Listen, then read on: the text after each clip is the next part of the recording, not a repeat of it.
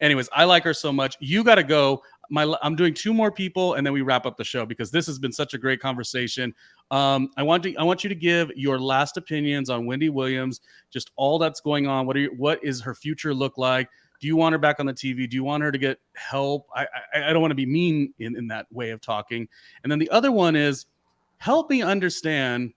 I've interviewed her, Aubrey O'Day. I've always been such a big fan, of course, from Making the Band on MTV with Diddy. And she's done 12, 15, 16, 20 shows. Why isn't Aubrey the success that some of these housewives are? Why does she always have so much trouble going on? I say that with love because, again, I did interview her and it was great. I feel like somebody this good should be on a Bravo and making tons of money. And I'm not saying she's not, but I really want to know your thoughts on the great Wendy Williams and her struggle, and Aubrey O'Day and her struggles. And I mean that in a warm, sincere place, not negative at all. Well, I think Wendy is, I mean, look, I modeled my show after her when I started. It's like, that's the thing. You tell me, I mean, I can ask one Kardashian question, honey. I only need one question. So don't you worry about me.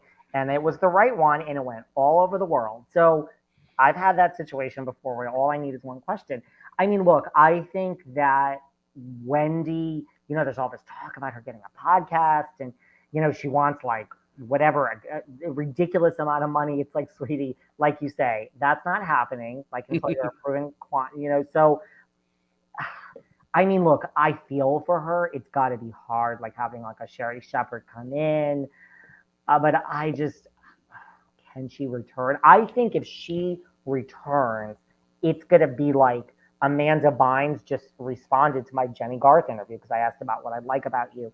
Amanda's kind of ready. She says she's ready. Like, I think if Wendy's going to come back, and I don't mean this rude either, but she's also at a certain age, but I don't think it's like tomorrow, 5 months from now. I think it's like years. You know what I mean? It really, like, we're almost starting to not remember Amanda Bynes as like totally crazy. Do you know what I mean? Like, we're heading into a new phase. So I think Wendy really needs to just like step away, Does that make sense? Does Wendy great? Does she need the money though, in terms of all that had went on with the ex and all that stuff? I mean, that's the part I feel really in her position. She should be able to just be living, what is she, 55 or 6, and be cushioned. I don't feel that way for Wendy. Listen, I talk about this on my show all the time because I know a lot of these housewives, and it trickles to entertainment. You talk to some of these people and it's like, man, you're broke. And how? No, I'm not saying that as a snob. I'm just like, it's Suzanne Summers has fucking money, okay, from the Thigh Master. Fran Drescher owns The Nanny. She's rich. But if you really, there's this misperception that the average working actor on an ABC TV show knows Beyonce. You know what I mean? So I feel Wendy is not on such easy street that we all think she is with money. That's just my opinion.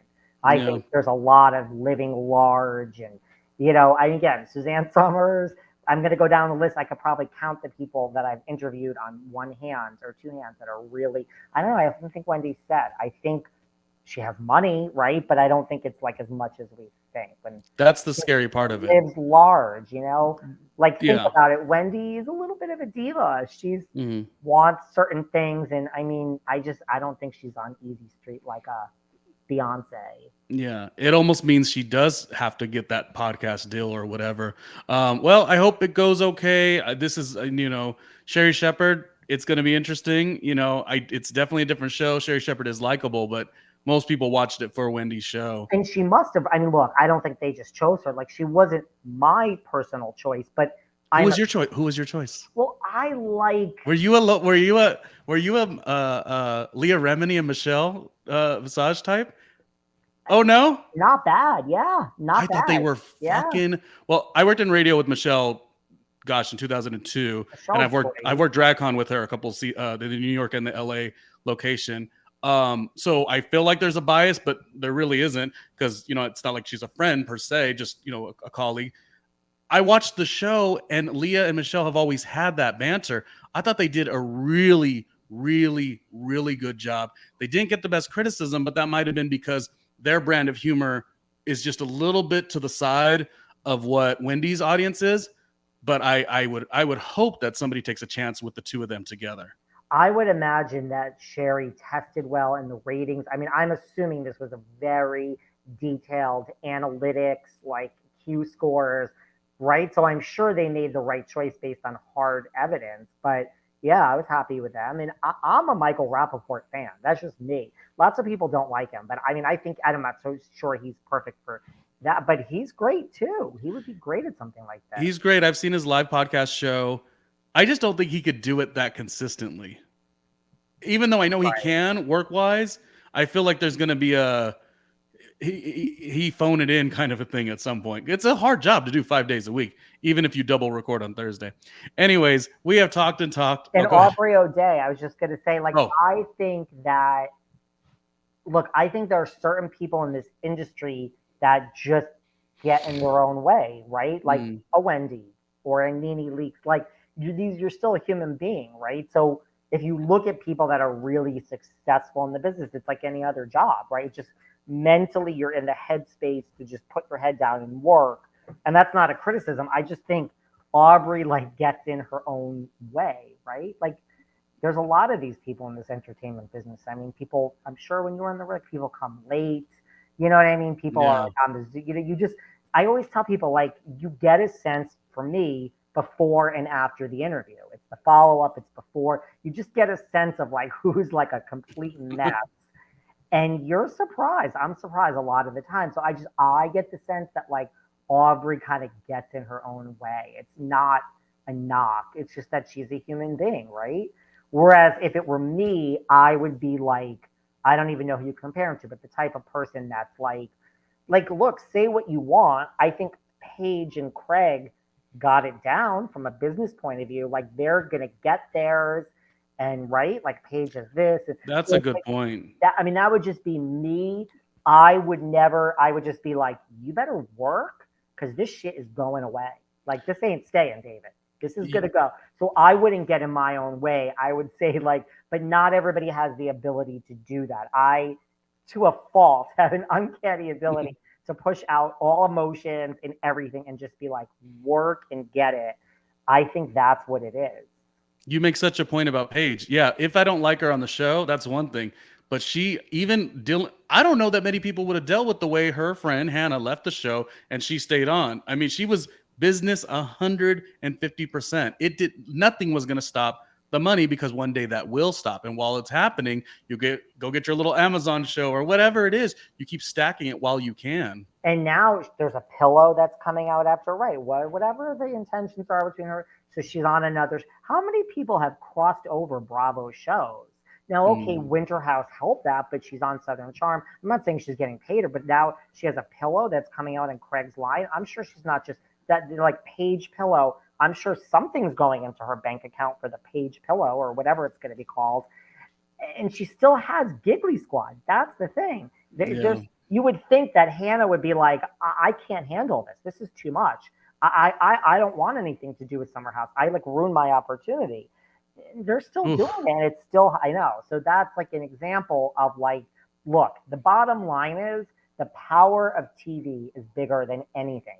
Radio, podcasting, right? So it doesn't matter, Hannah, whatever she's doing, I don't have anything against her, but that's a story where you're like, what did you do that for? Well, another note to Giselle, and this is maybe one thing I like about her. Giselle comes in to do a job, and you could say some of her stuff is below the belt. So I could even agree, some of it. But she comes in to do a job, whereas some of the other cast members, maybe on other shows, but specifically Potomac, they care more about the Twitter, what people are like. They want to arc that stuff. Honestly, that stuff matters a smidge, but I don't see Giselle ever being like, let me set the record straight. Giselle's like, when does the check come in? I say this all day, every day. Luann, Giselle is everything you just said, I say all day about Giselle. Giselle comes on my show twice. She does not repost me on her story. She does not comment on my Instagram. Thank you so much for having me on. Nothing. But there's nothing wrong with that. There's nothing wrong with that. She doesn't get into the fray. I say this all the time. Listen, everyone thinks, us fans, we have Bravo doesn't give fuck. I'm sorry, I'm swearing for your audience. They don't Do care. it. Everyone thinks, they're so liberal and they got this one. No, Jenny Naguin got fired from Housewives because she was disposable. They're not firing Ramona for racism. Like, I believe Bravo made a mistake. I believe they feel they made a mistake with letting Stassi and Jax. I don't think they would be fired now. It's Jenny was disposable. So they don't listen. So what the hell was so you don't get paid for Twitter, for staying up at night and angry. Giselle plays it right. She is paid to, where the cameras are rolling. Yeah. They don't care. And I can tell you, I work with Bravo, with some of these people. They don't care. Don't break the fourth wall.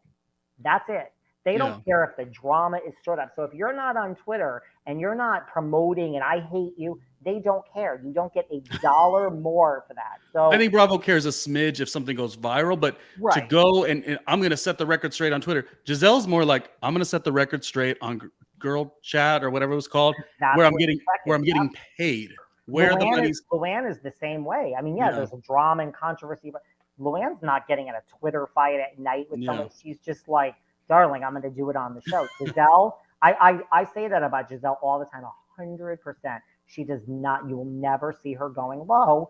And then you have the opposite with Candace. I mean, I love Candace, but like Giselle does it right. She doesn't read the comments. She just isn't even aware of the social. And that, you're still getting the same money. Good for you. Say whatever you want about me. Give me my money. Well, at the end of the day, as David's saying, it's reality television, it's pop culture, it's artistry, it's being an actor, actress, whatever it is. It's still a business. And that's what, podcast, you have to kind of have the business acumen in what you do. There's errors, you got to keep pushing through. We talk about Aubrey, and there's a part of me that says, gosh, can somebody just give Aubrey a chance to join Housewives of Orange County? And it would be good for the show, it'd be good for her. But if there continues to be problems within her being casted on all these, she's gotten a lot of opportunity. But this was a fun conversation. I'll shut up now. Otherwise, I'll start talking about Kenya Moore and you'll have a Kenya Moore story. I'm a big Kenya Moore fan. Listen, I'll come back anytime you want. And I also love Kenya Moore. I mean, she keeps that show on track. I'm a huge Kenya Moore fan. Yeah. Team Twirl.